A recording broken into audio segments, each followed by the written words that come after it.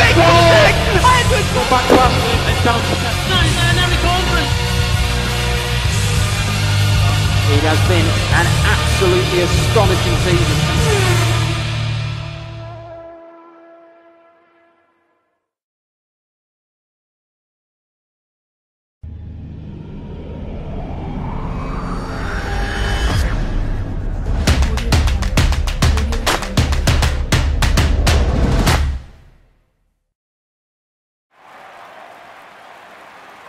Hello everyone and welcome to the Formula SimRacing ACE Championship Round 2 of 2018.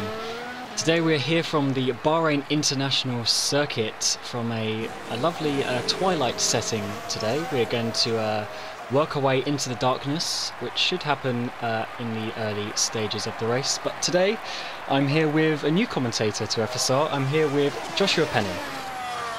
Hello everyone, I'm excited to be part of the Formula SimRacing Championship today. I've seen some great things from this league in the past, and if this round is anything like the one from Melbourne last time out, then I'm sure it should be one with a lot of talking points.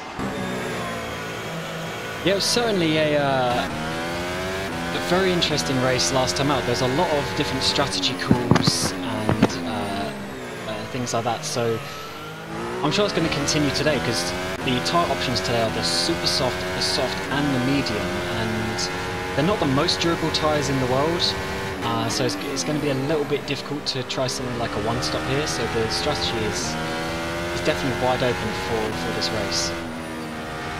Well, Cameron, you've just come from racing actually in the Pro Division, so what can you tell us about how these cars handle on these tyres and what kind of strategies we're going to be expecting and what we should look out for in general?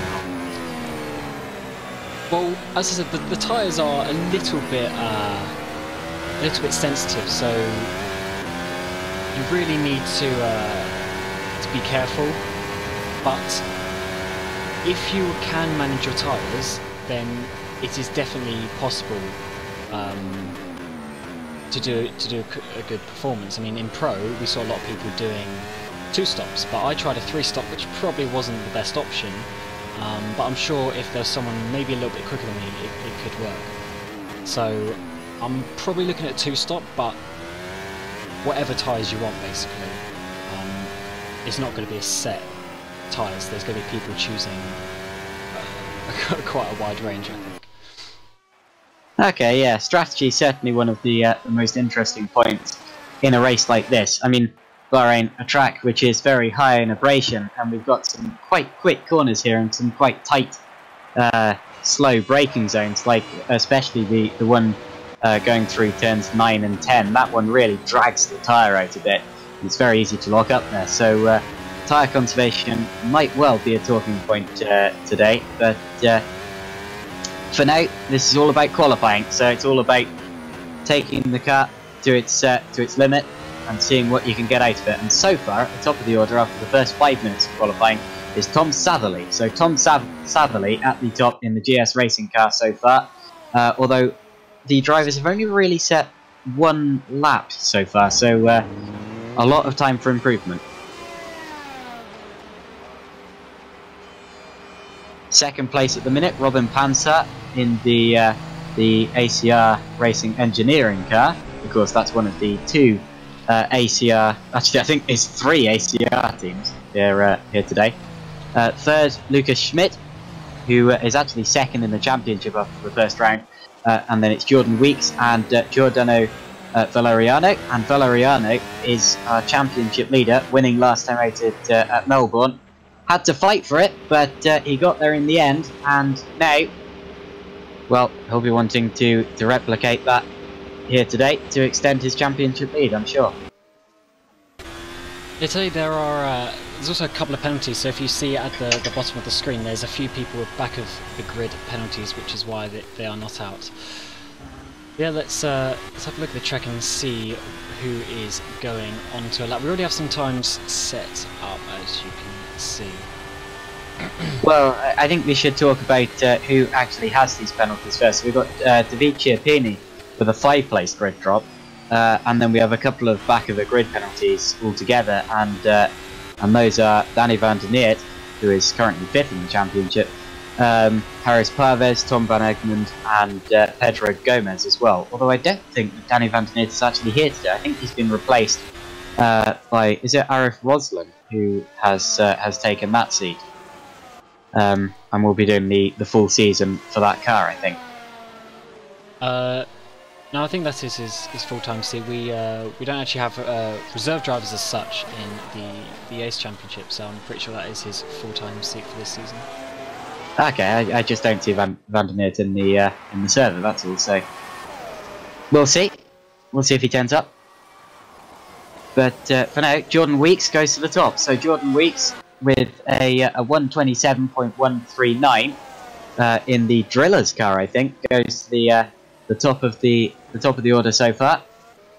He's actually set the most laps of anyone in the server so far, but of course that's counting out laps and things like that. So Weeks at the top now from Saverly in second.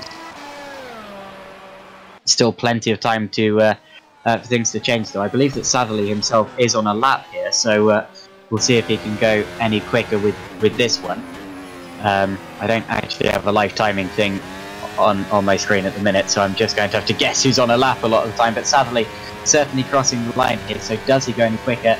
No, he might have just started the lap actually. I think he's starting his lap, that is very true. Alright, so we'll have to follow this one then. Tom Saverly in the GS Racing Cup. We've seen he's been at the top of the order so far, and he's currently in second, chasing down Jordan Weeks. There's only half a tenth of a second between the two of them, so it's certainly close up the front of the order, with the top 4 drivers separated by less than a tenth of a second, although Saverly has a bit of a wiggle on this lap so far. Oh, he's off, so looks like he completely abandoned it.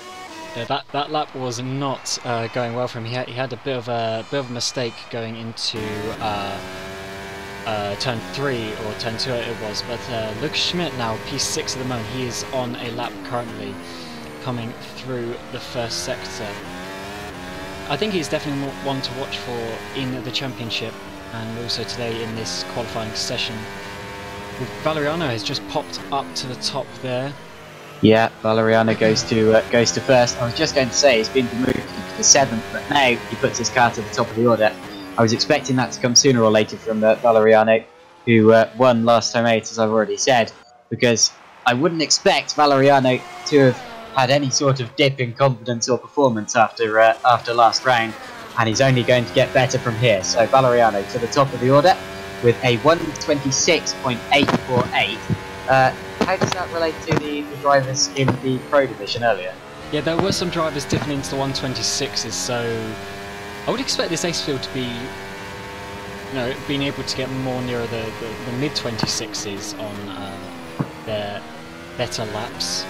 And talking about better laps, maybe Lucas Schmidt has gone better here. Unfortunately, on the overlay we cannot see that until he has crossed the line. And yes, he has gone second. Yep.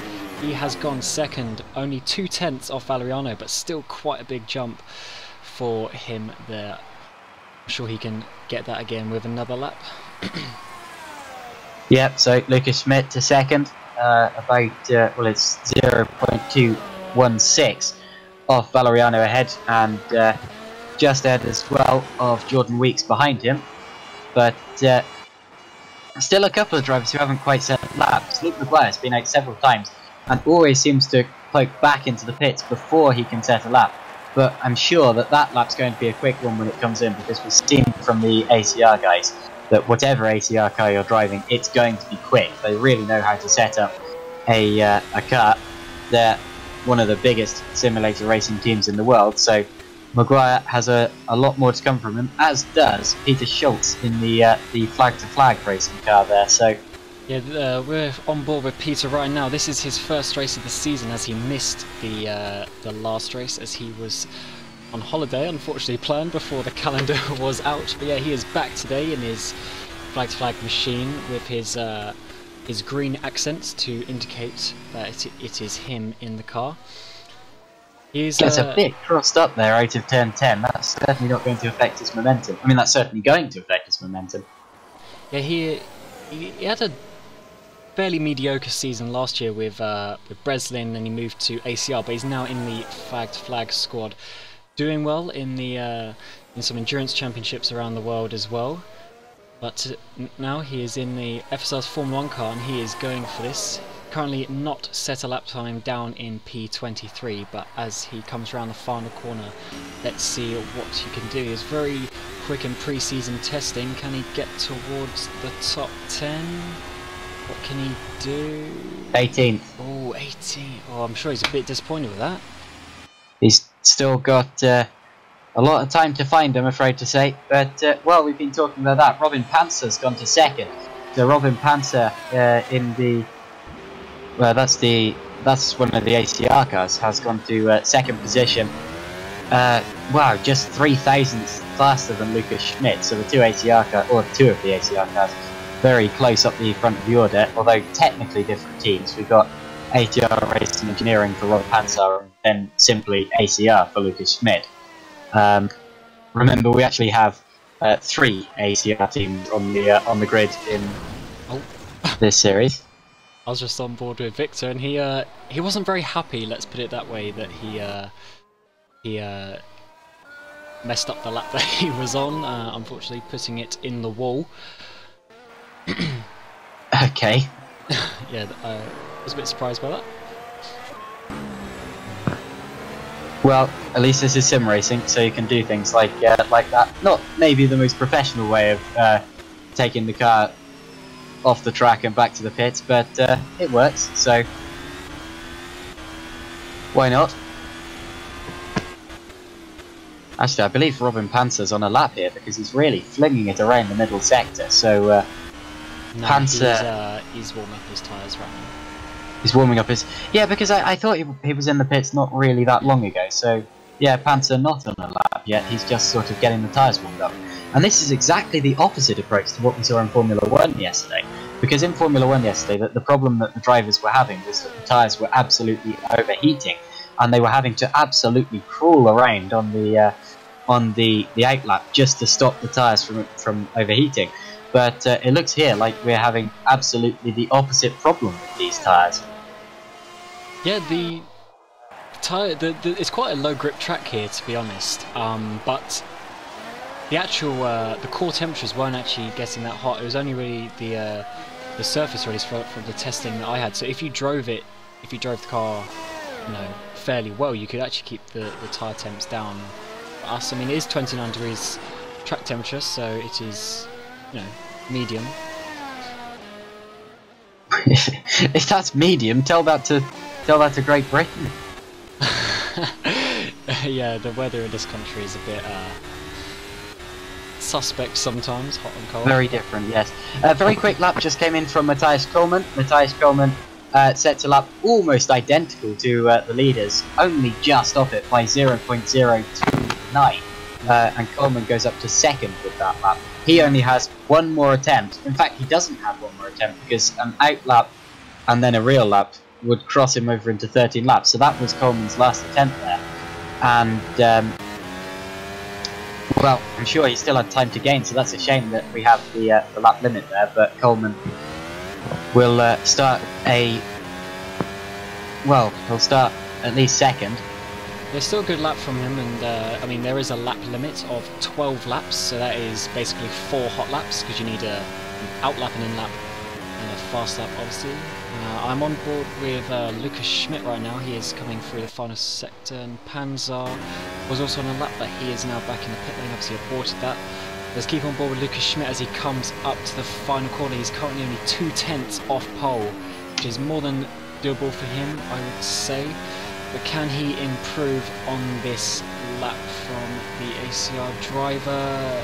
Yes, he can. He goes to pole by 0.5 of a second. That is a good lap, and he's got enough time for another one if he's got enough laps left as well.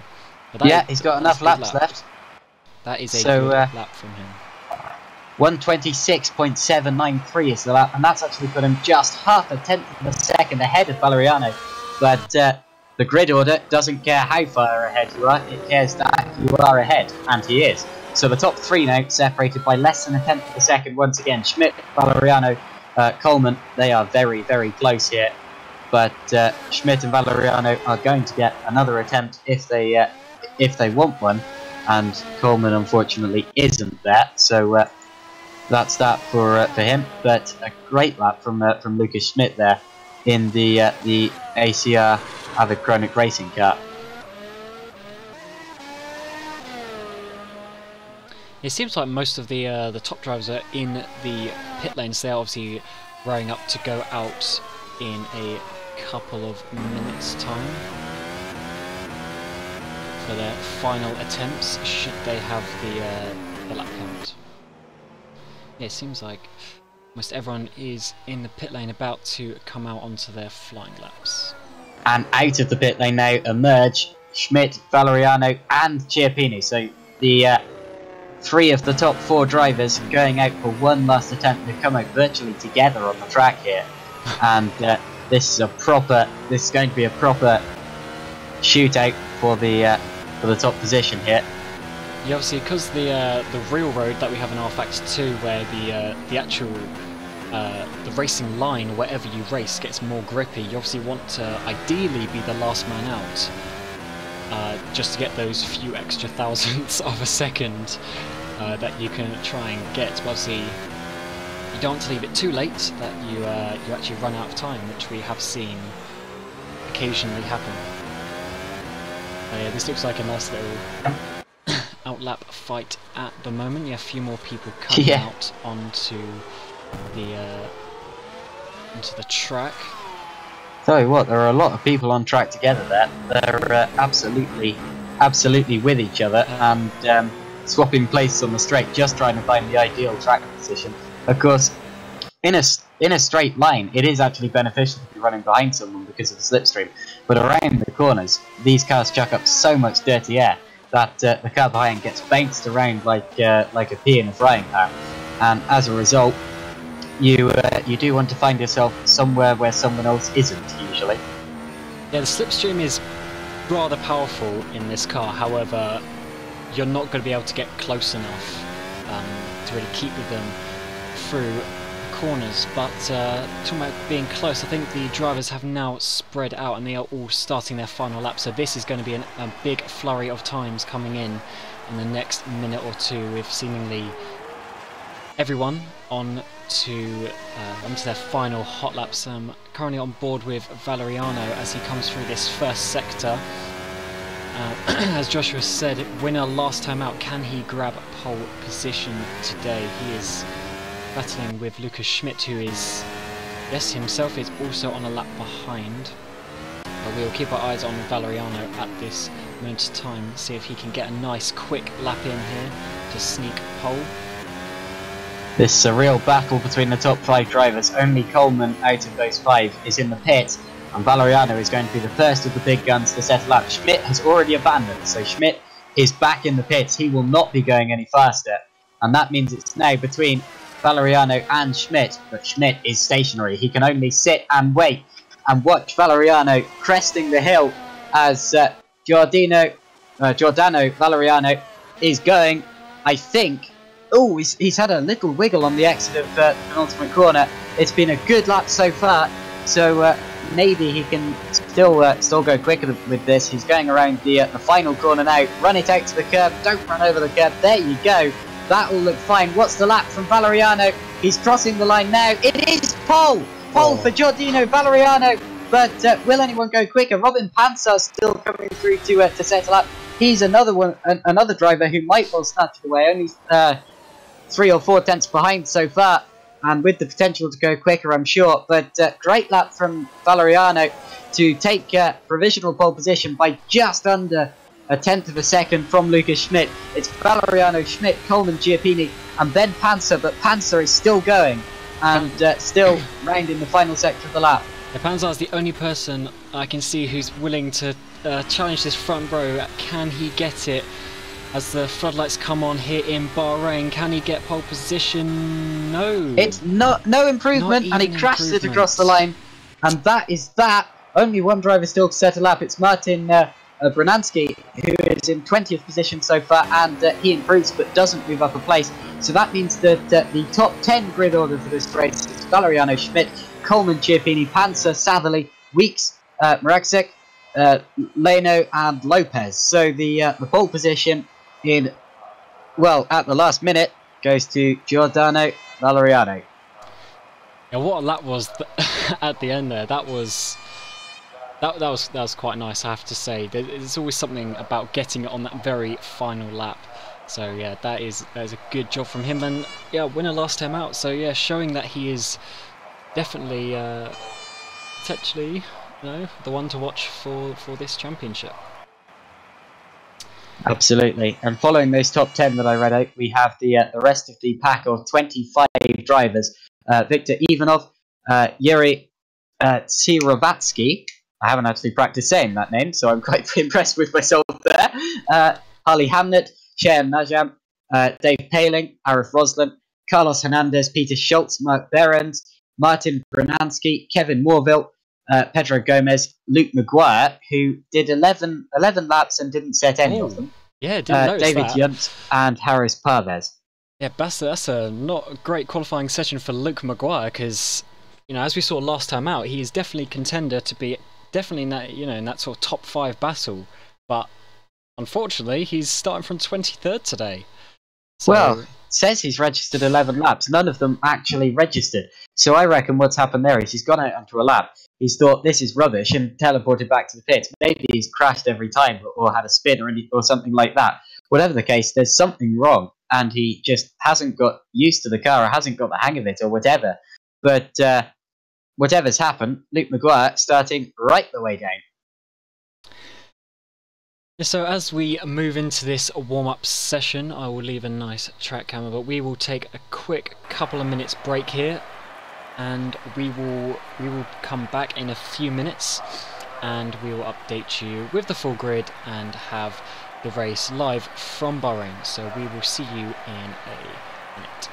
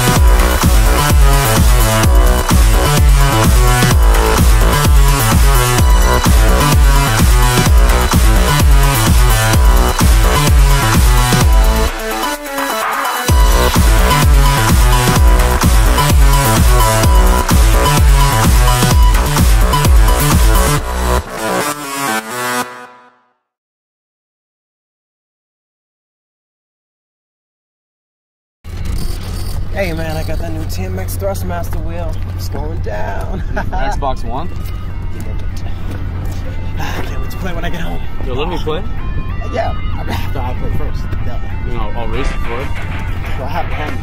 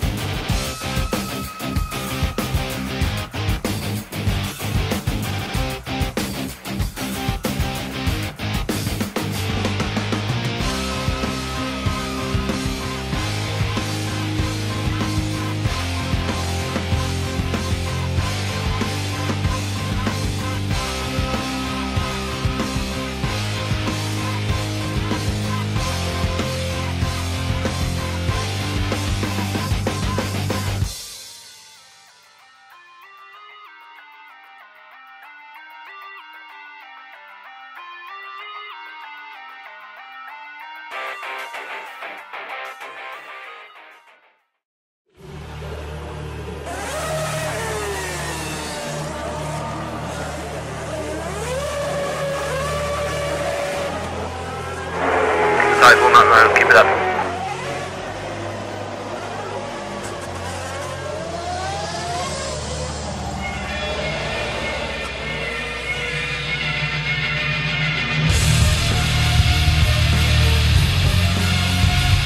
Whoa, wait!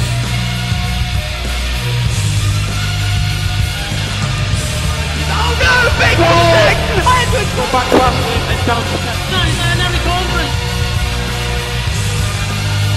It has been an absolutely astonishing season.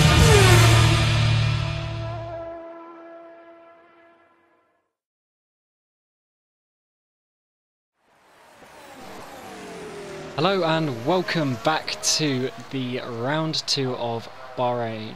Round 2 of the ACE Championship from Bahrain. I am back here with Joshua Penny and we are about to get going for this race. Drivers are just completing their warm-up laps just to get a feel for the track with race fuel, and the sun is just about to set, so we are going to see darkness very soon in the next sort of 10 or 15 minutes, which should look nice with our new DX11 streams that we have got. Yeah, Joshua, would you like to take us through your grid for today? Right, well I can't actually see the updated grid order for another couple of minutes. I can see what the server says for the all-time laps, but that's including practice as well, so I'm not entirely sure how accurate that is. But I will certainly run through in about a minute and a half. One thing to note is that David Chiappini especially has got a 5-place grid penalty. Of course, he qualified 4th. He will be starting 9th now, very much like Lewis Hamilton, as I was saying just now, who did exactly the same thing. Those are some spoilers for the F1 qualifying session if you haven't seen that one yet. I think the race might be on now actually, but oh, stay where you are. Because in less than a minute we are going from this warm-up session to the start of the Formula SimRacing ACE Championship round from the Bahrain Autodrome, and this will be a 75% Grand Prix, so about an hour and 5 minutes I'd say. Roughly 2 pit stops we're reckoning, but of course strategy is open to interpretation, and it will be Giordano Valeriano on pole position. Yeah, strategy is probably looking at a 2-stop. However, you'll probably see people doing a vary of when they use their tyre compounds. It's rather open. If you're slightly better on your tyres, maybe you can get away, maybe possibly using 2 super softs if you're really good. Well, maybe you'll see a couple of people using mediums here and there as well. So there is quite a lot of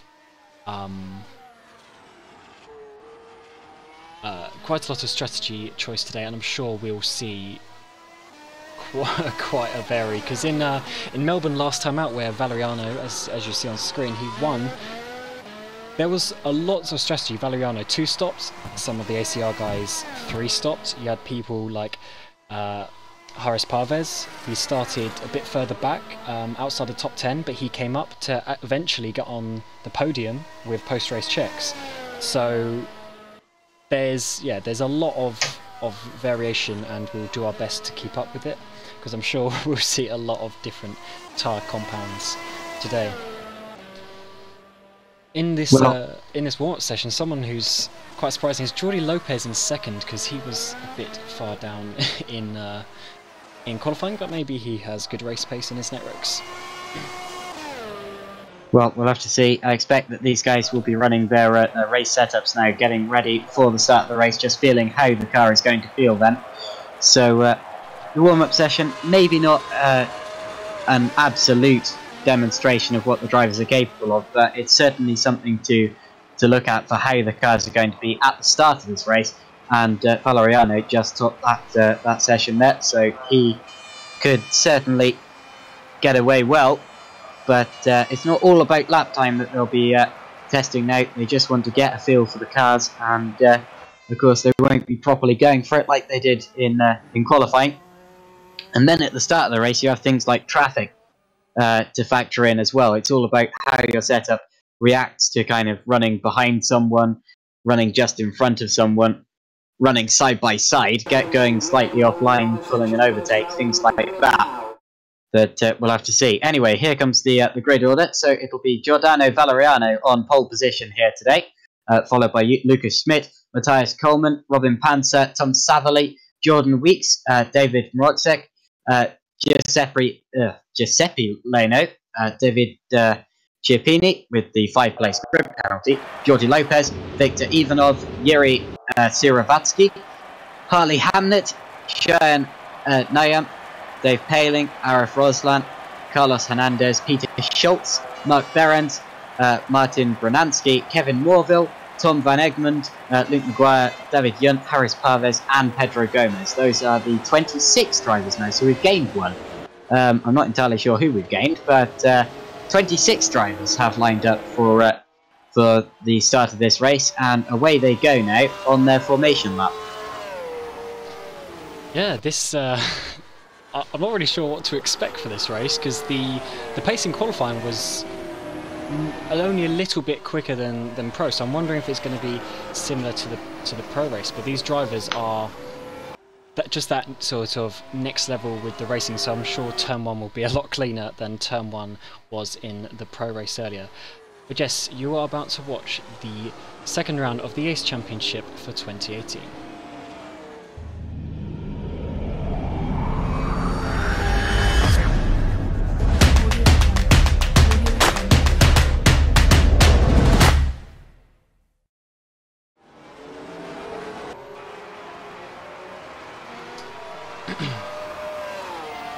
Right, the drivers are just coming towards the end of their formation lap. They'll be trying to save fuel right now, because the tank is obviously limited to 106 litres, but that includes your formation lap. So any fuel you can save is very much necessary.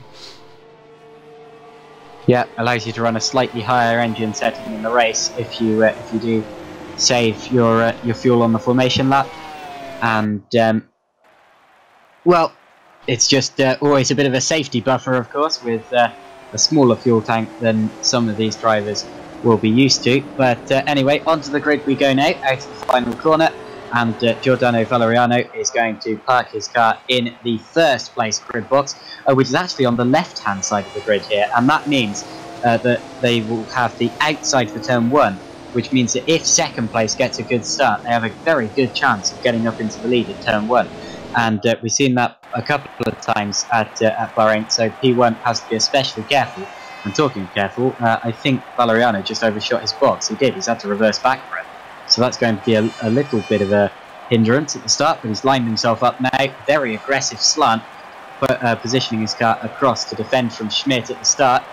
Last place lining up on the grid is going to be Pedro Gomez, and when he's in place, the lights can come on, and when the lights go off, we will be underway for the ACE Championship here at Bahrain.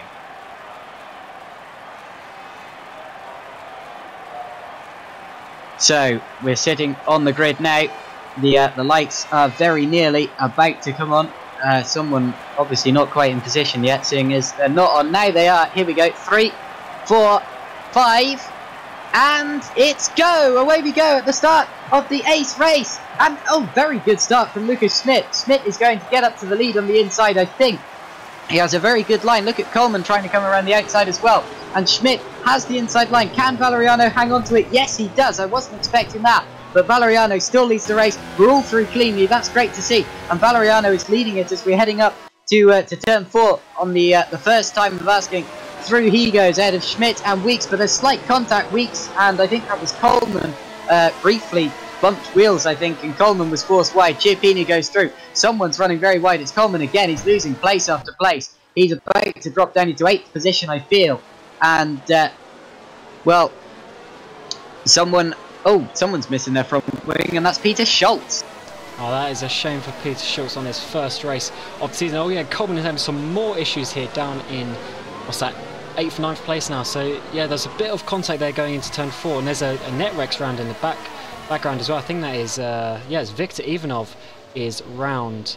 So that is a shame for him as well. Unfortunately, some contact here on this first lap. But yeah, going into turn 4, there was some contact. I saw a car go up the inside of Jordan Weeks in the driller's car, and yeah, that's what caused the contact, which eventually led to Coleman being pushed wide, and now he is down into 10th place after some more scuffles on that first lap. But generally, that was quite. Oh no, that was a clean first lap, but that is Coleman being hit again, this time from another drillers. I think that might have been Harley Hamnet, actually. Yeah. Oh god, yeah, that's not a good first lap for Coleman, and I think he might be retiring. It was lag. It was lag. Coleman lagged right back into Hamnet there. Nothing Hamnet could have done about it. And yeah, I'm afraid it looks like Coleman, well, he's returned to the pit lane with Hamnet. Out of the race we know is Victor Ivanov. He has retired the car completely. And we have 3 cars in the pits, Hamnet, Coleman and Schultz after this first lap. Yeah, that is a shame for those drivers, as you don't really want to be seeing this on the opening laps, as it really screws their race. However, the race is long enough for them to come back and at least try and get something. Points go all the way down to 15th place here in the ACE Championship. So with a decent race pace, even if you have an incident, you can generally at least, you know, try and fight for some points, as we have seen people do in the past. But it is Valeriano who is leading by 1 second from Lucas Schmidt. Now over a second actually coming out of that second sector, and then a further 2 seconds back to Robin Panzer. So he's losing touch a little bit. Hopefully he can keep up and give us a nice fight as we saw in Australia. Tell you what, David Chiappini right back into where he should, you could say, have qualified. He's up into 4th position. So a good start to make up 5 places, and he looks as if he might be going for Robin Panzer here. He takes a look, but not able to go through quite yet. And well, I think Weeks had a look at Lopez and also wasn't quite as successful. But a couple of moves going on back in the order. That was Siravatsky now side by side with Behrens, and he gets in there, and Harris Parvez poking through to the outside. So Parvez goes around the outside of Behrens. He did very well in the Pro Championship last year, I seem to recall. Well, now, and there's Luke Maguire getting past him as well, so not a good few corners from Mark right there. No, it certainly wasn't. And Maguire making progress. He's made up about, well, he's made up a couple of positions so far. Oh, and out of the race, yeah, it's Matthias Coleman. So we saw him having a terrible first lap with lag issues and incidents galore, and Coleman I'm afraid, who was extremely quick in qualifying, is out of this race pretty much immediately. Yeah, he had about 5 or 6 contacts there. And that is Mark going up the inside of Luke, battling back. Mark is a Drillers driver, but for some reason he is not in his car. But yeah, he is fighting Luke Maguire here, not quite letting that one go. But no, the Irishman keeps the place. But yeah, as I was saying, Coleman, yeah, he had multiple contacts with various people on that opening lap. So yeah, unfortunately for him, he's retiring. Giuppini here is going down the inside of, there's that Robin Panzer down into turn number 1. Panzer's going to try and fight around the outside. Oh, he has done very well there. He's going to get the inside for turn 2 and he keeps the place, but now Giuppini is going to have the slipstream up to turn 4 and he has got his car to the side. Can he do it under braking? And we've had a spin in the background. That's just about. Yeah, spin in the background. Jordan Weeks has gone around. He got collected by Tom Satherley, so 8th and 9th have come together. Satherley running into the back of Jordan Weeks, and Weeks was tipped into a spin, I'm afraid, at turn 1. And Robin Panzer there managed to just about keep ahead of Giuppini, but who is that behind? Oh yeah, that's David Mocek. Oh no, he loses the rear end. That is going to put him under pressure. Well, actually, no, he's going to lose the place from Jordi Lopez. So that is a fortunate move for him. And Giuppini again is going down the inside of Ron Panzer. He runs a bit wide, but this is a good battle here from these two drivers. Panzer is going to keep it around the outside again. Can he keep on the track? Yes, he can. But no, that place is... Yes, that place is now down to Giuppini, but I'm sure they will keep battling. Keep battling as the DRS is now active, but Jordi Lopez is right behind him as well, so he'll also have DRS, which is rather powerful around this track because the straights are pretty long. And Jordi Lopez here looking onto the inside, but no, wow, he's got quite high wings on that car. But Panzer actually goes down the inside of Giuppini, defended from Lopez and managed to outbrake Giuppini all in one straight. So that was a good move from the Swedish man. And in the background I saw that was Tom van Egmond and Shen Najam battling. Yeah, and Egmond come up here Van into Egmond turn 4. Came out on top of that one, but they're still side by side. Najam going a bit wider than I would have expected there, but Egmond gives him room and keeps that place. So up into 8th now, with the recent incident with Satherley and Weeks. Egmond gains 8th place there. This battle for third place is raging on. They've all got DRS again on this infield straight that they got, but doesn't look like they're quite close enough to overtake now. But because of the way the slipstream is in this mod, you can really battle people very well. As you can stay with them pretty good, as you can see here. The Dirty Air is of, I would say, moderate ability. But no, Giuppini is actually lifting off here to make sure he gets the DRS, because as I said, it's quite powerful, this slipstream DRS combo. As darkness is starting to fall here, as you can see in the sky is coming. Giuppini is now slipstreaming, and yes, that is like a rocket ship past him. Can he make the braking zone? Yes, he can. Oh, bit of contact there. Oh, further contact. And Panzer is going to be overtaken here, I think, by the Nerex of Jordi Lopez and maybe his teammate. Yeah, Rodger goes through as well. So Panzer getting an absolute hip out of the way there, and through goes Lopez and Rodger, and Panzer now was fighting for 3rd. He's now down into 6th position. Another thing I should point out is the battle for the lead has actually stayed very much steady at about 1 second, and it's actually now dipped down below 1 second again. So that one's certainly not over. Yeah, Lucas Schmidt is currently in the DRS, the 1 second gap to get DRS, so he is still very much there, and I cannot see him in any way giving up on that win just yet. There is many strategy elements that can be played out to get him ahead, or maybe he has the top speed to do it on track. And we've had a crash. It's Jordan Weeks again, so Jordan Weeks has gone around very much Max Verstappen style. That looks exactly like Jordi Verstappen's Lopez accident is, yesterday. sorry to cut you off, Jordi Lopez, he is upside down and sliding around the Ooh. track. Wow, I think that must have been an unfortunate lag incident there. And yeah, he is I was! out of the race. I'm going to quickly get a replay of this. Yeah, he personally lagged back into, that must have been Rodger. Wow, that was a big crash. That is unfortunate for him.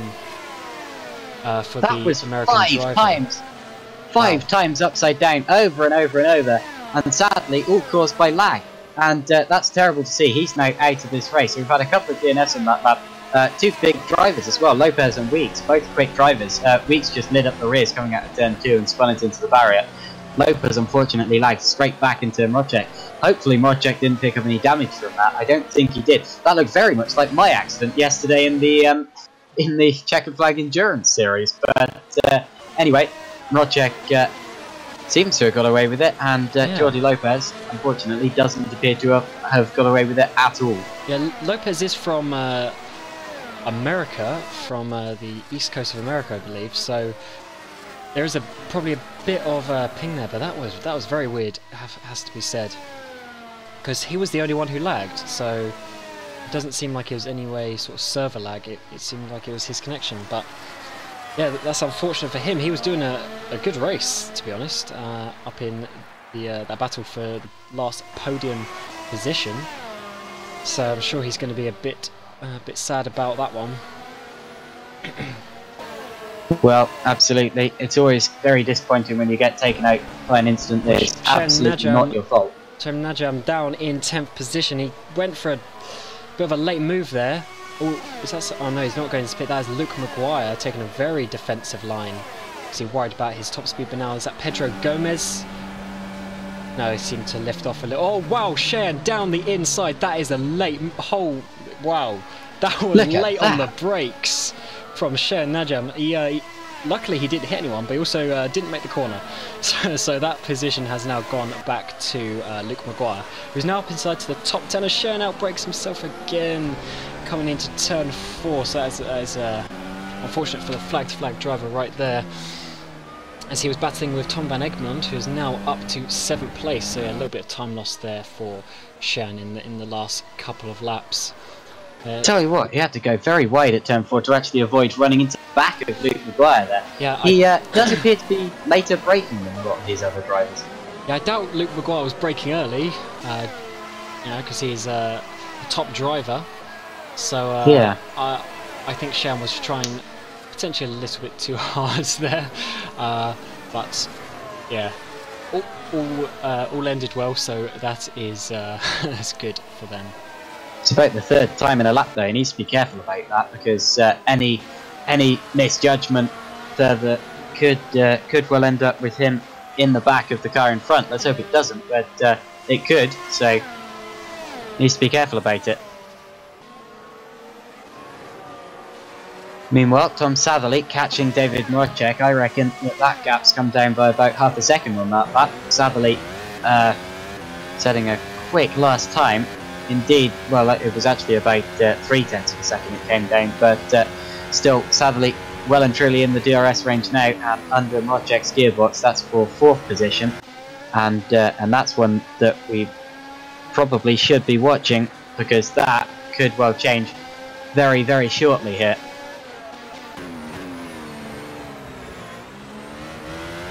We're just going down towards turns 9 and 10 though. The DRS activation zone, I think, is right on the entrance to that corner.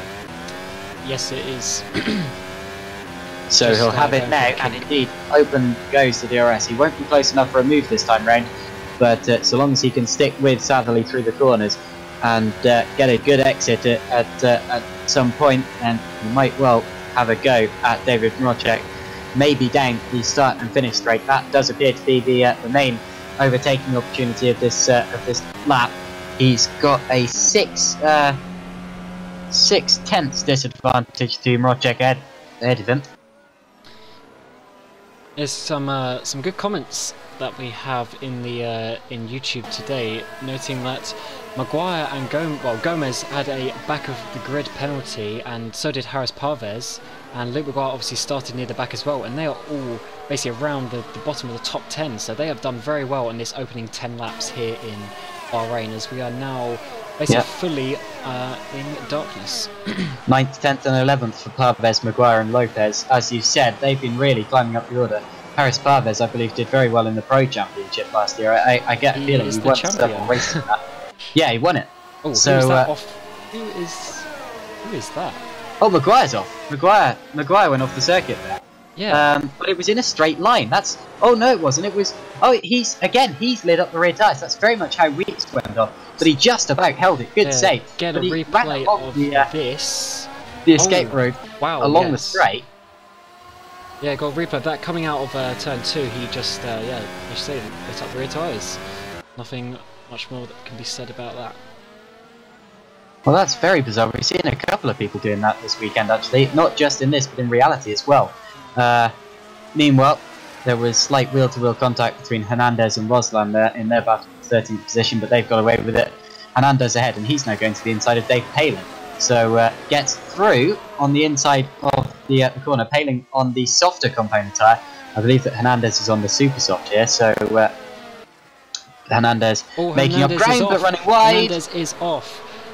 Coming through the... Oh, and he comes back on a bit aggressive, hits one of the Neosoft team cars.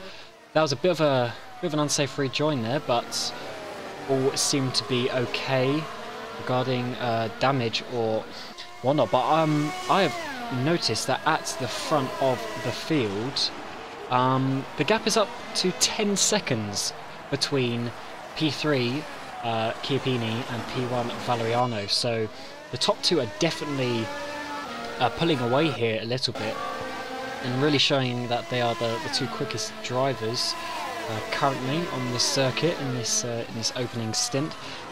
As we get into lap 11, I'd like to say that some of the drivers are going to start thinking about pitting in the next few laps, and as people haven't stopped yet, I don't think people will be going for a 3-stop. Just purely because they've gone too far to make it worthwhile. Now, the majority of the front runners are on the super soft compound tyre. The first soft runners are actually Tom van Oeckland and Harris Parvez in 7th and 8th. How long do you expect these super softs can actually last when driven like this? On a full tank, I wouldn't expect more than, say, 12 laps. You know, just without tyre saving.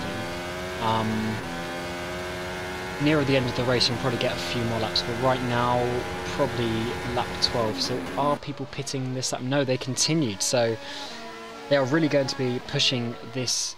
Well, not really pushing, but they're sort of extending, making sure that they can make this this I assume 2-stop work. And they're Tell you what, though, there were 2 talking points as we went down there. Number one being that Robin Panzer is our first stopper on the super softs. Oh. Another one being that Tom Satherley has now passed David Wojciech. So Tom Satherley up into 4th position.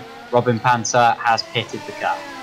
Yeah, good spot there. I was wondering when the first pit stoppers were going to be, but it seems end of lap 11 is when people are going to be pitting. There was an unsafe pit rejoin there from Robin Panzer, who came out side by side with Kevin Morville and just ran into the cycle. That was very Sainz and Stroll-like, going down into turn 1. Not quite the same devastating effect. It was only wheel-to-wheel contact, and I don't think there's going to be any significant damage, but it was very, very close and quite hairy there, but they've got away with it. And Panzer is now on the softer compound, so he went from the super soft tyre to the soft compound.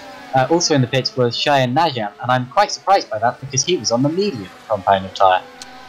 And maybe he's just trying a different strategy, because you have to use 2 compounds of tyres, so maybe he's going to go soft from now, and felt the mediums just suited him better in that first stint. And here comes Schmidt. Schmidt is our second proper high order stopper, hitting from 2nd place, and in also comes Satherley and Wojciech, so the entire 4th place battle is in the pits.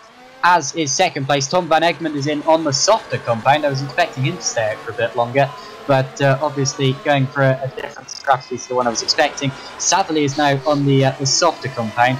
Morcek is on the softer compound.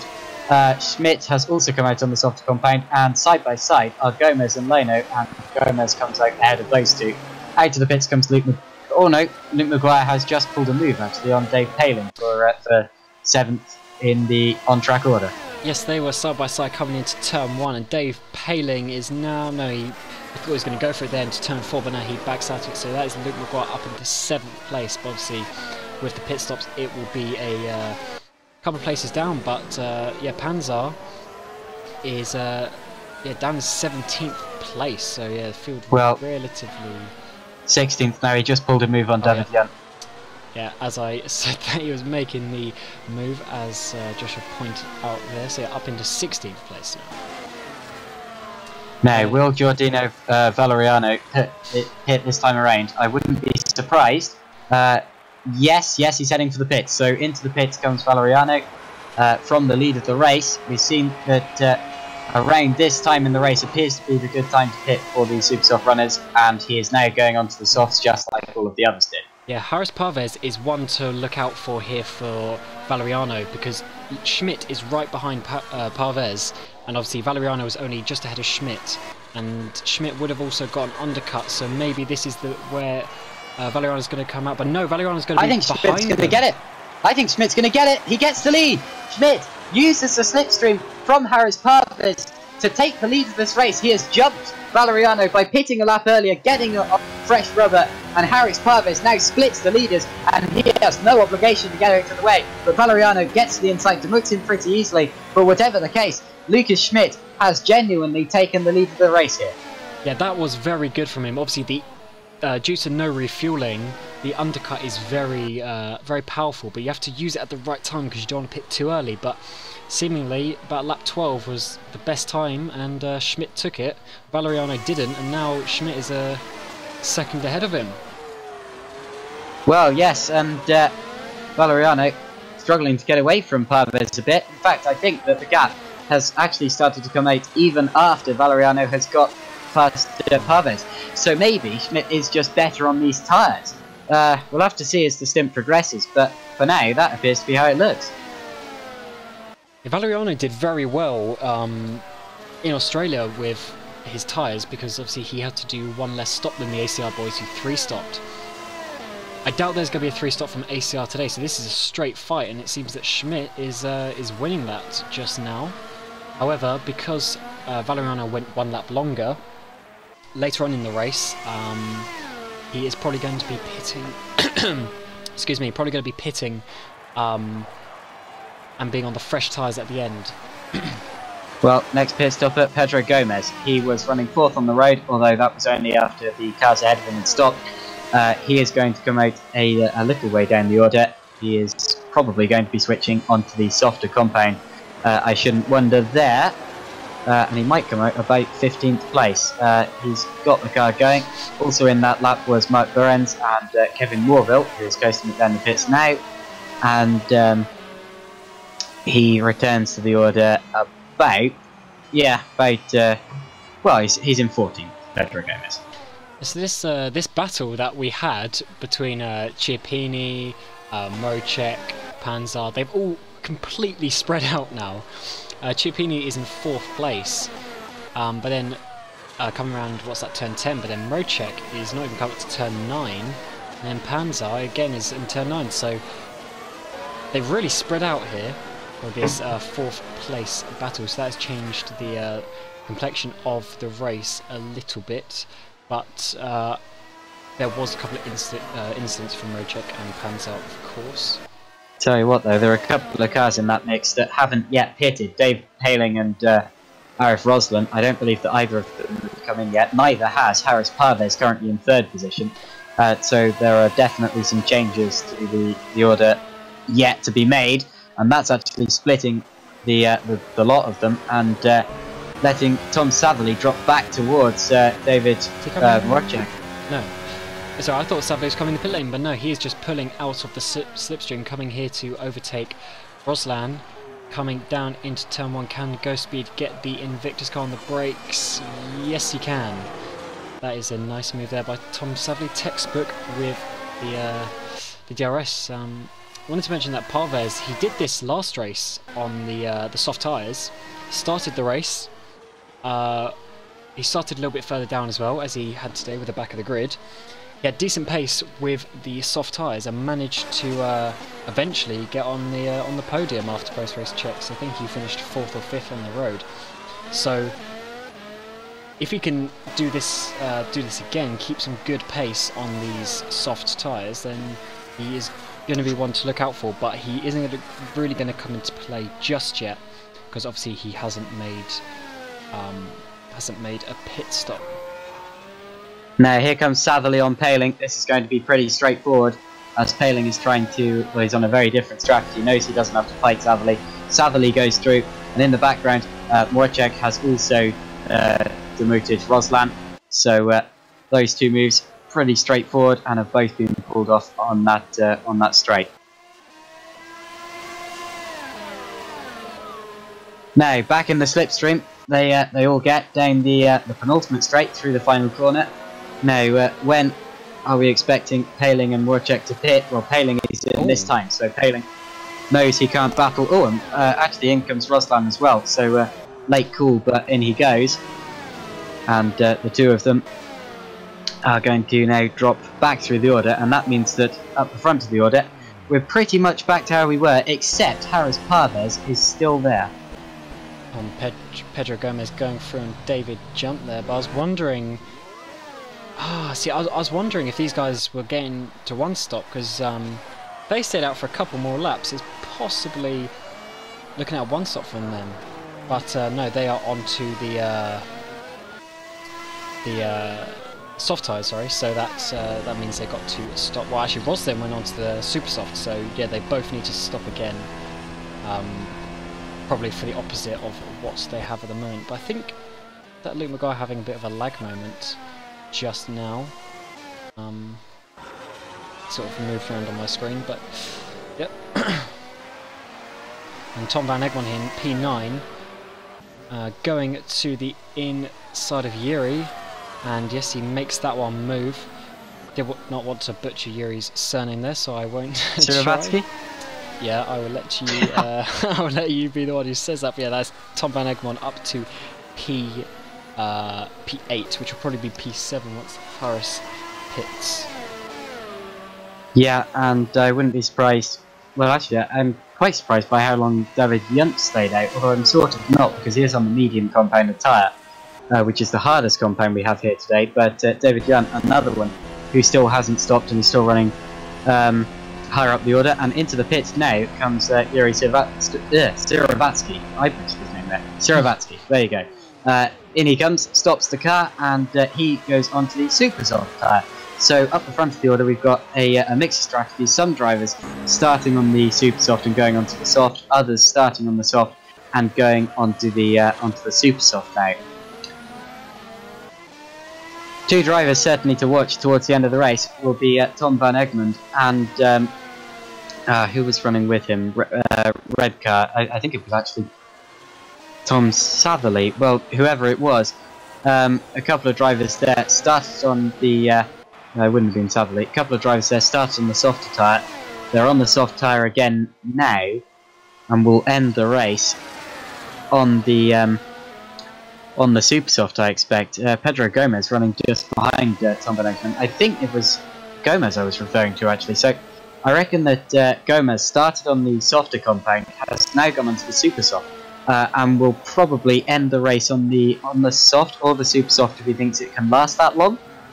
Of course, you only have to use 2 of the 3 compounds of tyres that you could use, but I'm sure that the drivers who use mediums will be going for a one-stop strategy. Harris Parvez has gone into the pit lane. He's gone onto the super soft tyres, so it looks like it's going to be a double super soft for him, potentially towards the end of the race. So he is going to be very quick. Where can he come out? Is that going to be P9 for him? So yes, that is quite a decent position for him. As and there's been a spin. and that's Shine Najam, who has now retired from the race. He spun the car around, and whatever the case, he's out of the race. Now, whether he just gave up there or whether he damaged the engine somehow, I can't expect he would, because you are allowed to run auto clutch in this series. But whatever the case, Najam becomes our 5th retirement. Now that was he spun out on the curb and he just decided to park the car. He wasn't having the best of days, unfortunately, for the flag driver. And there was a brief attack for 4th position there, going down towards turn 1 on this lap. Rodger had a look at Tom Satherley, wasn't able to get through. Now he's dropped back a bit, got over the curb a little bit, and well, he's going to have to catch right back up again and go for another attack later on. So, looking at our leaders, we haven't spoken about them for 5 laps or so. They're close. Yeah, they are close. They dropped down to sort of 1.5 seconds, the gap between them. But now Valeriano is obviously thinking this is a time to push a little bit more, and yeah, he's getting within the DRS zone now.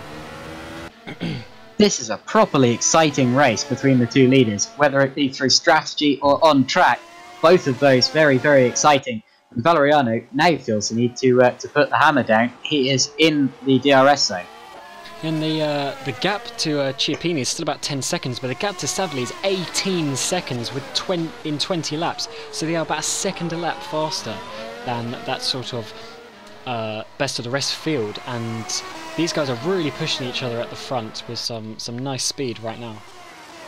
Meanwhile, our leading medium tyre starter, David Yunt, has just pitted his car and dropped to 18th position. He is now on the... It's another set of mediums. Now that's interesting. So he is going for a 2-stop strategy, but with the medium tyres. Obviously, he feels that the tyre wear is particularly hard today, which is definitely not what I was expecting. Yeah, because that means he's done 20 laps, so that means he's going to do another 20 laps, which means he's only going to have 3 laps on the super softs. Hopefully he knows that he needs to use 2 different compounds of tyres, because he was definitely on the mediums before, and I didn't see him pit earlier. Valeriano's taken the lead.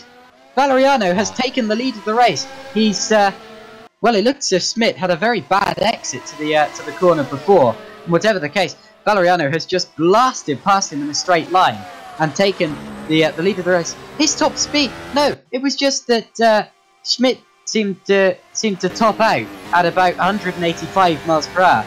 Valeriano was accelerating up to 200.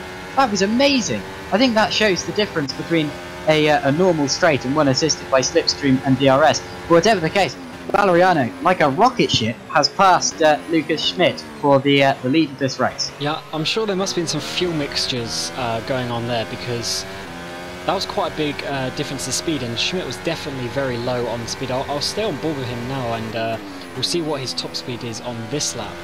Well, maybe he was just saving a bit of fuel, but potentially a little bit too much, and just thought, okay, let's just let Valeriano through, because he didn't exactly defend it, unless he is struggling with fuel usage, because it is quite marginal around this track regarding what mixture you can run in, because if you didn't know, these cars have 7 mixtures, and you need to sort of run on 2 or 3, but it's very marginal which one you can get away with. But yeah, it looks like Valeriano here is pulling away, and yeah, Schmidt's top speed is a lot higher on this lap, almost 10 k's quicker, so yeah, he was definitely doing something last lap. Yeah, and the gap now out to almost 9/10 of a second, so still in DRS range is Lucas Schmidt, but well, certainly dropping back a bit. So whatever the case, Lucas Schmidt loses the lead after gaining it through the pit stop stages, and Giordino Valeriano is in a very good position in this race now. It's all going to be down to who does what around the final pit stop time. I expect that they're going to be trying to well, I don't know if they can run these softs long enough to go onto a set of super softs at the end. I'm sure if they would, or if they could, they'd try it. Maybe that's what they're doing, but whatever the case, there's going to be one more stop we expect from the front runners, and Well, do you expect that will be onto softs or super softs? I would say they're probably going to have to go onto the soft tyres. Yeah. Because they pitted, I think, a little bit too early for that to happen. Because even if they pit on lap 12 both times, they need 19 laps on the soft. So yeah, I think it's a little bit too much. They're going to have to run 2 soft compound of tyres. So Valeriano pit 1 lap later. So Schmidt. So it's good that he's got ahead, because Schmidt is going to obviously get an undercut. So Schmidt was ahead when they came out of the pits. He'd be even further ahead. So this is good for Valeriano. But I'm sure Schmidt is actually going to try and overtake him on track, and not just the strategy as well. Tell you what though, I thought Schmidt was dropping back. He really isn't. Their last laps were pretty much identical. So Schmidt is sticking with him, but well, just seemed to lose out down the straight when Valeriano had about a 15 mph higher top speed. Quite incredible.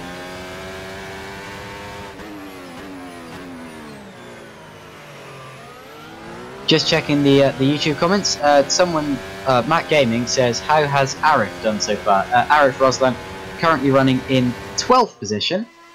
Was running in 13th a while ago. I think someone around him's made a pit stop there, and yeah, he's doing okay in the Invictus Motorsport car there.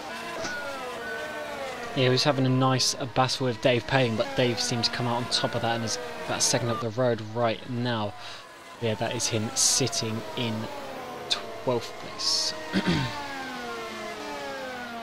Yeah, indeed. The battle for the lead actually came down to about 7/10 of a second. Well, nearer to 8 through the second sector.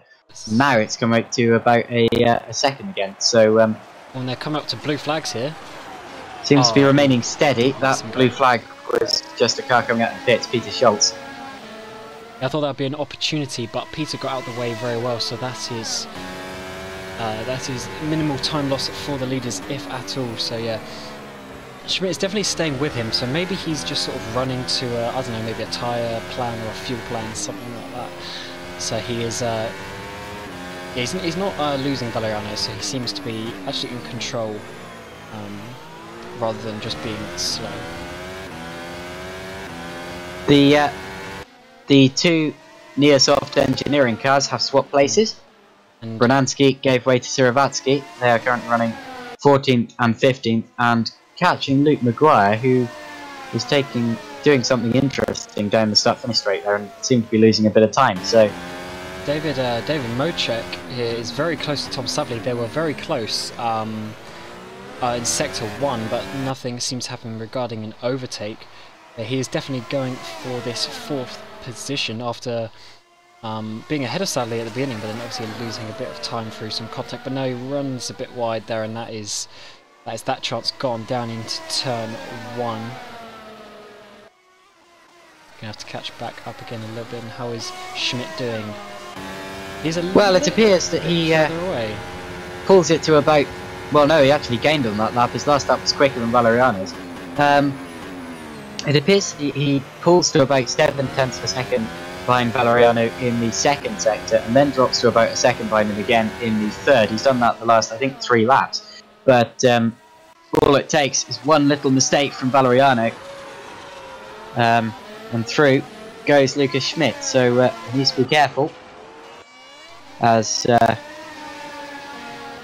again the Neosoft cars swap places and then swap back again. I think I saw something changing the order down there. Yeah, they're doing well in the points in their second ever race in the Formula SimRacing ACE Championship. First season both for the team and the drivers there. Doing very well. They got points last time out in Australia as well, I'm pretty sure. So yeah, not that bad to their Formula SimRacing career. And oh, but I think Branansky made a mistake there. He's dropped right back from Luke Maguire. No, it was actually. No, Maguire was ahead of them. Siravatsky's got past. Yeah, Siravatsky's got past Maguire. Wow, that was almost a big spin from Maguire, but he actually got hit by Yuri, which actually brought Maguire back into a straight line. So that is pretty fortunate for him actually. I'm not sure about any damage. The contact was quite minimal. But oh wow, Luke had a lag there. Luke lagged, and he's now. Oh wow, and he's lagged again, and that is going to be Luke out of the race. That is definitely going to be Luke out of the race. Oh, that's terrible to see because oh yeah, he's flipping over and over, and Luke McGuire, I'm afraid, well, seemed to be lagging all around that sector, and he's taken off Branansky. Branansky is now coasting back to the pits, no front wing on that car, and that's a shame because that was a good battle, which I'm afraid. Yeah, McGuire's tired. Yeah, that is a shame. Just as he was saying how good the Neo soft cars were doing, yeah, he's going to have to come back to... Is he crabbing on the straight as well? So it might be suspension damage. Yeah, that is a bit unfortunate. Absolutely, it was a big hit. For him. Oh, sorry, as I click back onto Mrocek, they are batting again once into turn 4, but Savvy manages to hold him off. So it seems that the ACR car of Mrocek is a lot quicker in the beginning part of the lap, probably because of the DRS down to turn 1, but then sadly seems to be able to hold him off into turn 1. But yeah, that's a shame for Maguire, because he already wasn't having the best of races in the world, and now that incident with Martin unfortunately looks like just a simple lag where the car stops and the other one, yeah, just hits them. Nothing they can do really. Yep, happened to me just yesterday in the Checker Flag Endurance Series race. I was just driving along, minding my own business, and then next thing I knew, I was inside another car, and my car was on fire. So certainly didn't end well for me. But anyway, still Lucas Schmidt within the DRS range of Valeriano, and he still opens the DRS flap on every straight. But this is just for the purpose of sticking with Valeriano. He hasn't been able to get close enough for an overtake yet. It's alright. Oh, and into the pits now comes the entire battle between Satherley and Rodger, both of them in.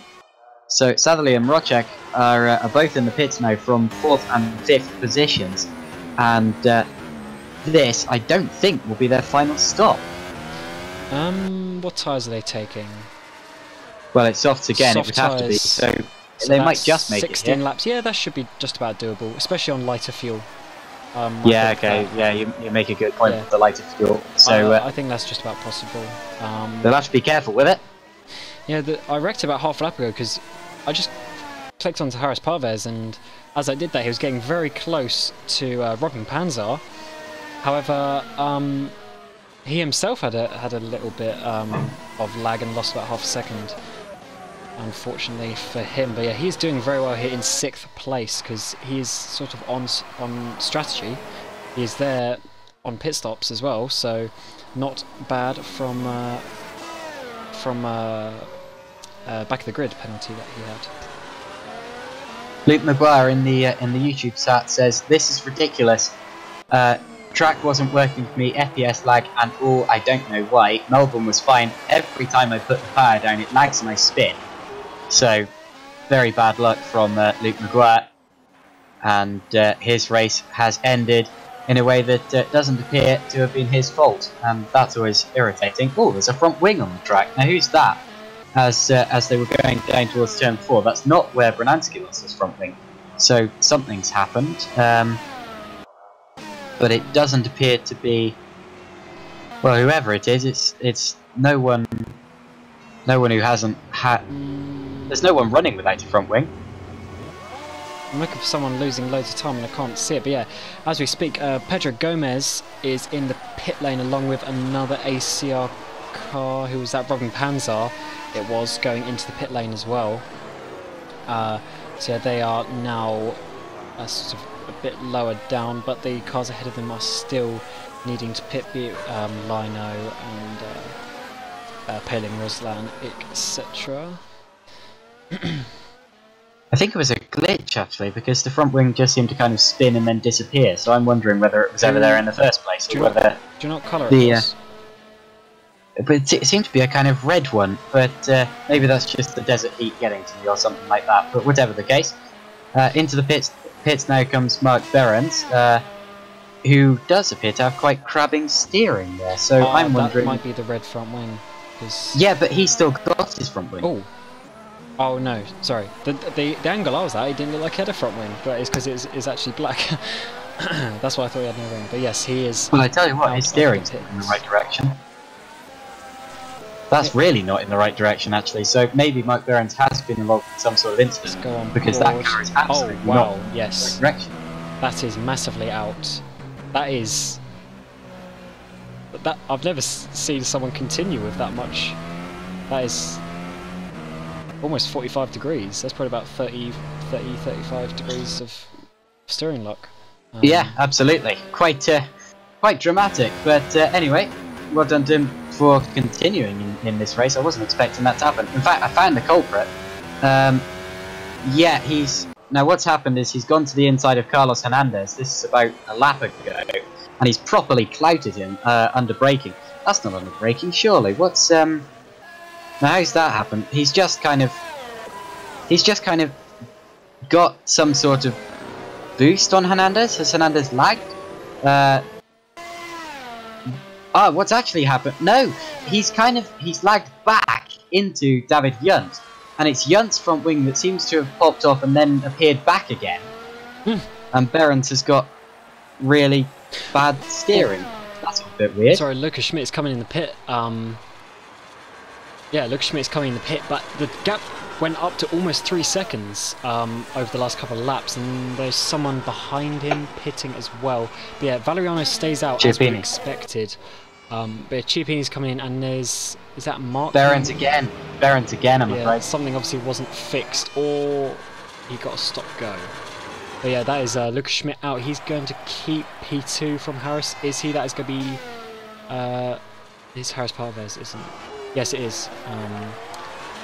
Yeah, Schmidt keeps that. So yeah, Harris is now up into P3. But obviously, he needs still some time to make up to get to that. He needs to make up some time on Chiappini to actually keep that position. That's what I meant to say. But yeah, still very good performance from him thus far. So further retirements in this race. Martin Branansky has retired after losing his front wing a couple of laps ago in an incident that really was not his fault, I'm afraid to say. David Yunt is out after his collision with Mark Behrens, and Mark Behrens is out after his collision with David Yunt. So there have been 3 more retirements since the last time I mentioned it, and that brings our retirement total in quite an attrition-packed race up to 9. So is Valeriano going to come in the pit lane? Yes, he is. So we need to keep an eye on where Lucas Schmidt is, because Lucas Schmidt, as I said, dropped to a second or so, but he's also going to get the undercut. So I think this is where Schmidt... Yeah, this is going to be close between them on the exit of the pit lane, so I'll try and keep it on Schmidt, and we'll see where he comes out. So it is a guess for all of us. He was about 2.5 seconds behind, which is potentially what an undercut could do, but there is Valeriano, so it is... Yeah. It's going to be very close, but not quite close enough to do anything just yet. But he gained about 1.5 seconds due to the undercut. But yeah, he's close enough to keep fighting, and Valeriano does have newer tyres, but Schmidt will already be in the groove with them, so we'll see how that goes in the next few laps. And Tom van Egmond is in the pit lane as well, doing a decent race himself, coming out in 10th position. Now that was where Lucas Schmidt, of course, gained the lead before with the undercut, but it hasn't quite worked for him in the same way this time.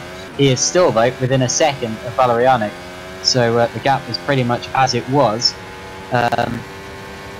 And still plenty of time for things to change there. They're both on the super soft tyre, interestingly, so they both feel that they can go to the end. Schmidt's going to have to do 14 laps on that tyre, but as you say, it's with a lighter fuel load. So we'll see how that ends up playing out. Valeriano currently leading the race, Schmidt in second, Parvez is in third, but remember Parvez is running a different strategy to the rest of these guys up front. So time for things to change there. And well, it's going to be definitely between Valeriano and Schmidt in this race. They're already 1-2 in the championship, and into the pits comes Harris Parvez. Yep, Harris Parves coming into the pit lane. This will be his final stop, I assume, for Super Softs. Yes, takes another set of Super Softs, but where is he going to come out? Because this battle, Tom Savley, as I click on him, is going down the inside of is that Mojcik? Yes. So Savley has DRS'd him, and Mojcik almost runs into the back. Wow, that was very close. And there's Pedro Gomez, and then Harris Parves. So Harris is now into 7th position. On strategy, so this is very good for him, and with those super soft tyres can probably go and challenge ahead, because Gomez is on the soft tyres as well as Mojcik and Sadley, so he's got a few seconds to catch up, but he does have about 10 laps to do it. Well, he knew it would be a tough race for him starting near the back, Harris Parves, but he's done a great job with the strategy to get his way up through the field, and it looks as if he is genuinely on for a 7th position, possibly even higher. So we'll see. He's just got a straight run to the end now, and it's about keeping his nose clean and making sure he doesn't make any mistakes, and watching the race come to him, really, as Rodger and Savley again are close together on track. These two have been battling for the entire race. It's been a nice little battle between these two, I have to say. Often Mojcik were behind. I think Mojcik is a little bit faster. Obviously Sadley is doing more than enough, very good job himself to keep Mojcik behind, and the ACR car is going to get another opportunity here. Let's quickly see. Schmidt couldn't get through into turn 1, so let's see what Mojcik can do. It's quite far back actually. He lost a bit of time there in that third sector,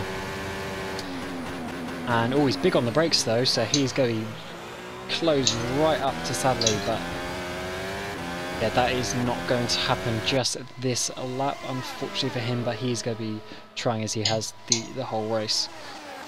Mojcik's actually done pretty well this race, to be honest. I didn't know much about him before he started in FSR last time out, and he's doing pretty well here. Yeah, absolutely, he is. Mojcik just behind Tom Savley. Still definitely time for things to change there, and also for the lead, because the lead gap through the last 2 checkpoints, I think, has been 7/10 of a second, so that's even closer than it was before. And Schmidt is doing a great job of holding on to Valeriano. It's 6/10 of a second. He's going for it here. He might well be probably going for an attack here down towards the final corner, and then, well, he'll be setting himself up here for the run down towards turn 1. Could it be this lap that things change between the 2 leaders? I don't think it is quite close enough, but he's certainly closer than he was. And Schmidt is definitely showing his intent as the race winner here. Lucas Schmidt certainly going for it. Yeah, I don't think Schmidt's got the top speed, you know, because he's definitely got lower top speed anyway. And on that straight just now with DRS, he barely got to 310 when I know Valeriano had slipstream, but when Valeriano came past, he was like, you know, 320 or something. So Valeriano's definitely got top speed advantage, so this is going to be quite difficult for Schmidt, I feel. He's going to have to really get close into that 3rd sector, because obviously you have the long drag between the last corner and the second last corner, where if you've got high wings, you're just going to lose a bit of time. So maybe his setup is more for leading the race, but he gets very close here through the twisty bit.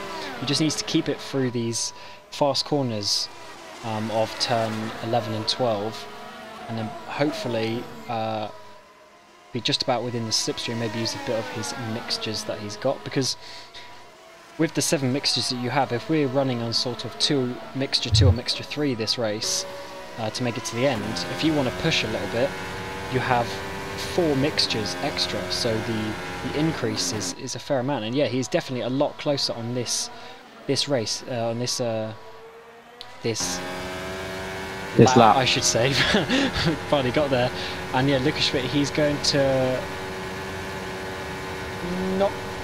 Oh no, maybe he is. It's less than half a second. Watch this. He's on the inside.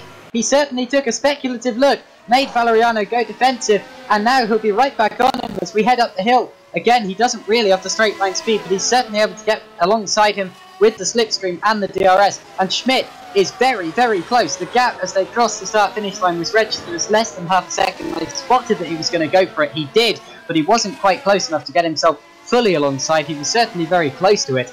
and had to back out of it. Valeriano still leading the race here, but only just. Yeah, and Sadly, Mocek even has got past Sadly in the background on that last lap as we were watching Schmidt do that overtake attempt. So yeah, Mocek is now finally passed Sadly up into 4th place, and Chiappini's just having a little bit of a lonely race right now on his ones in 2nd place. But yeah, Schmidt, that see, because Schmidt's got to get so close.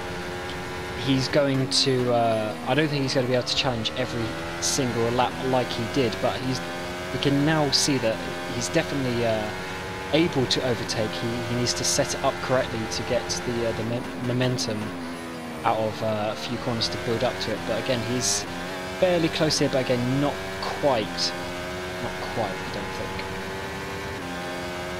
Into the pits quite late comes Kevin Morville. Unfortunately, that's dropped him out of the points position, so obviously he couldn't quite go to the end on this set of tyres. Still about 8 laps to go. He pits the car and drops to the back of the remaining order. But yeah, Lucas Schmidt still right with Giordano Valeriano, and that is one that could still change. There's some traffic up ahead. That's Peter Schultz, yes. Yep. And well, we saw him getting out of the way nicely before, and he does again. There he goes, and through go the 2 leaders. So down towards the difficult double left-hander turns 9 and 10. Not so many lockups today as I was expecting. I've seen plenty of cars locking up their tyres there before, but not so much today as I've seen in the past. But that's definitely a good thing. And Schmidt still sticking with Valeriano. Of course, the difficulty is that it's all right setting your car up for cornering ability. It certainly does you well in qualifying, but when you come to the race, you can't overtake in kind of mid-corner. So down the straights, that's where you need to make up the time in a race, ideally. But anyway, he's still going for it. He's a lot closer this lap. He's a lot closer. Does his car have the legs? He's got to over 330 kilometers an hour. He is going on the outside. Can he outbrake Valeriano? Not quite. Can he hold it into turn 2? Oh no, he had to back out that one. That is unfortunate. That was a good attempt from Schmidt, though. He had to try that, to be honest. But that was probably his best. Brave. Yeah, that's probably his best opportunity just yet. But Valeriano managed to hold on to that nicely, just chopping his nose into turn 2, so Schmidt had to back out of it, or they would have crashed. But luckily nothing, not luckily, because skillfully nothing happened. To add insult to injury, the lapped Harley Hamnet did just pull exactly that manoeuvre on Peter Schultz at the same corner, but he's now lost that place back again at turn 4. Although it was quite funny seeing Lucas Schmidt not managing to pull the move, and then Harley Hamnet managing exactly that, being the next car through. But anyway. Yeah, you have to have a lot of trust to go around the outside of turn 1, which obviously is the inside for turn 2, because the person on the inside can easily just run a little bit wide and make your line for turn 2 really tight. And if it's really tight, you've got no chance, because you have to slow down anyway just to make the corner when it's usually, you know, well over 50% throttle. Absolutely. How close is he this time? Yeah, he's a bit further away, so yeah, he's not going to quite get the full effect of the slipstream. So that is he needs to build that up. Oh, who's this? Harris Parvez is caught up to, or just about caught up to Pedro Gomez, and Pedro is defending heavily into that final corner. I assume Harris will get the DRS that's gone to him. Yep, he will have the DRS, so he's going to be going for a top 5 place here, as he did last time out. Our pro champion from last year, moving up to ace this year in the Musto squad. Now onto the back straight. Lucas Schmidt still right with Valeriano. Time is running out. Schmidt needs to get very creative now if he is going to pull this move on Valeriano for the lead of this race. This has been an absolutely thrilling one so far. Very, very tense. Whenever you see a car following another one like this for the entire race, less than a second apart most of the time, that's when it gets really, really tense for the drivers and for the spectators alike. Siravatsky now side by side with Rosland down through turn 1. Siravatsky gets the place, Rosland right back with him as they accelerate up the hill. He goes to the outside now, does Rosland at turn 4, and looks as if Siravatsky is just going to run him out of road there. Now down the start finish straight, Schmidt less than half a second behind Valeriano. Does he go for the lead? He pulls to the outside. This is what he challenged last lap, and Schmidt, they bang wheels actually. He tries to hold on. Does he? Is he braver? No. I thought you could tell then. He also thought, nah, this lap I'm going to keep my foot in, and that almost ended with Valeriano spun round from a front to rear contact, but he pulled out of it last minute. But I was looking at that thinking, wow, that is going to be a crash, but somehow it wasn't, and they live to fight another day. But this is turning into an awesome battle here. They've been battling the whole race themselves, and the gap that they got to the other cars is just unbelievable, considering they are battling so much, losing time here and there from defending or going offline, etc. But yeah, that was quite a ballsy move from Schmidt. And Parvez has passed Gomez. Now I said that Parvez from now on would just be trying to get it round and not hit anything, but he's properly attacked, and he's passed Gomez for 6th position. He's on the fresher compounded tyre, the faster compounded tyre rather, and has passed Pedro Gomez. Next up on the road is Tom Satherley, about 3 seconds ahead. He might well be gaining that at this rate. Yeah, I just went and had a look at the replay. That was just down into turn 1, simple slipstream manoeuvre from the Musto driver, who is now into 6th position, having started from the back of the field. And Schmidt wasn't quite close enough this race. So yeah, Harris doing well to get up into 6th place and going for a top 5. To be pretty good considering he's only 25 seconds off the lead, having started from the back.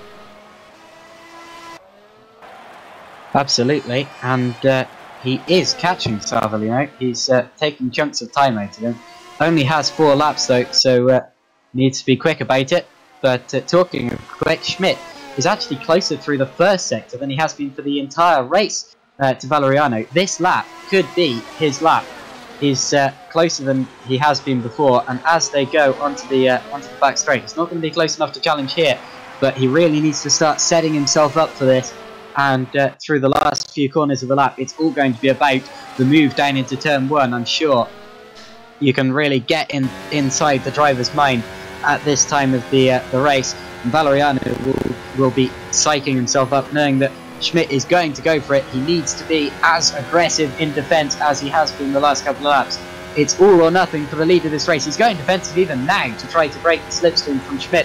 He needs to make sure he gets the braking zone, as he would do. He does. And as they exit the final corner, Schmidt is back in the slipstream of Valeriano. What's the gap as they cross the start-finish line? It's exactly as it was through sector 2. They're right with each other, half a second separating them, and Schmidt isn't quite close enough. But does he get the run up the hill? This is where he tends to struggle a little bit, but he's certainly close to Valeriano, and basically getting dragged along by the windbreak of the car ahead. Yeah, we only have 2 laps to go in this race as well, so he's getting very close to the finish, and Schmidt realises this. You can visually see he's actually trying a little bit harder where before he was trying to set him up, but he really needs to get close to him in this first half a lap. Otherwise he'll be too far away. We've seen that he needs to be probably about half a second behind coming out of the final corner to actually have a go. So here he needs to use the slipstream, use the DRS, get close, but last lap he ran too far into this corner. But yeah, exactly, see, he probably shouldn't have moved over there, because he needs to set up and not lose time through these corners, because it's really this corner here, turn 13, start the 3rd sector, where he needs to nail. He's just psyching out Valeriano, sizing him up like a boxer, and trying to get it all absolutely sorted it, as he's Harris close. Parves now passes David Murchek, as does Tom Savely, so Murchek loses 2 places there, whatever's happened. Schmidt But is close. This might be worth it. yeah, as we head down onto the penultimate lap, they're within half a second. That's when we know that Schmidt's going to go for the move. He looks to the inside. Valeriano defends it, and Schmidt now has to go for the switchback. And that was good defence from Valeriano, if a bit late. But Schmidt now has to get right back in the slipstream up towards turn 4. Valeriano is getting properly defensive at this late stage in the race, as he has to defend his win. This is utterly amazing. This battle between the 2 quickest drivers in the series today.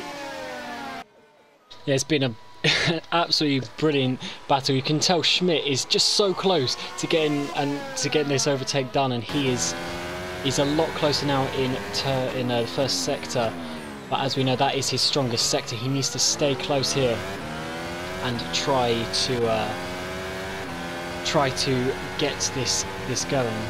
And we've had a disconnection. It's Robin Panzer, so another ACR car has been taken out of the race through lag issues. This time it's Robin Panzer who is DNF right towards the end of the race through no fault of his own, and that's a big shame because Panzer had a lot of pace today and he is now tumbling down the order, and that's going to move Peter Schultz into the last points paying position. But now looking at the first 2 drivers again, there's about half a second separating them as we head around the final corner towards the final lap of the race. We are going to get one more lap here, one more chance for Lucas Schmidt to have an attack at Valeriano. What's the gap? 0.6 of a second. He's not going to be close enough heading down into turn 1. He needs to go for it at some other point in the lap. He's not going to be close enough here. He has the DRS and gets right close to him, but tucks in behind his gearbox, and we are going to get just one last lap of racing, less than a lap of racing now.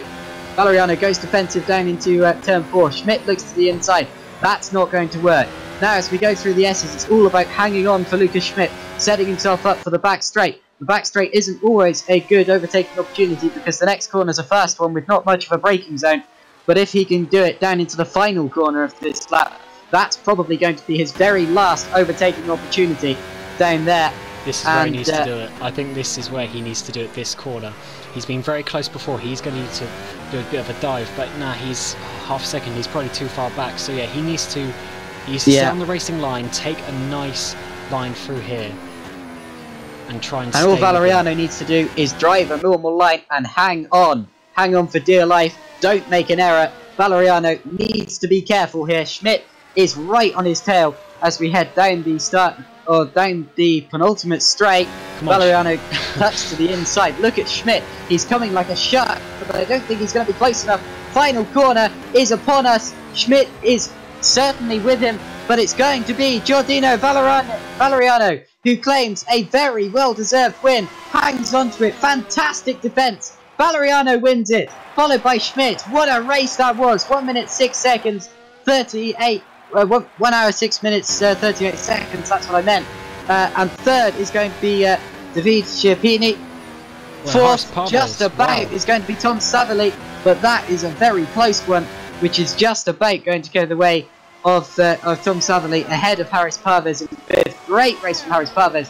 He's going to be a contender as the season moves on. Rodger is 6th, Gomez is 7th, 8th is going to be Ton van Egmond, who crosses the line about now. And wow, what a race that was. Yeah, wow, what a race that was. They're battling the whole way through the race in various circumstances, be it strategy or on track.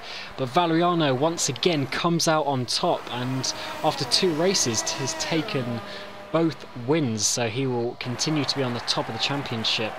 And that's very good from him, to be honest. Dave Paling getting 10th position, followed by Yuri in P11. Oh, Roslan spun out of the final corner, but he is going to make it to 12th place. Carlos Hernandez is going to be 13th.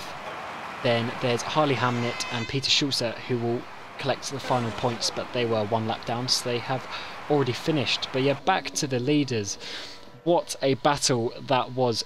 Schmidt tried so many times, but he couldn't quite make it. And the distance that Valeriano has come on this in-lap is pretty crazy considering he had a lot of spare fuel left. When I finished my pro race, I didn't really have enough fuel to get past Sector 1.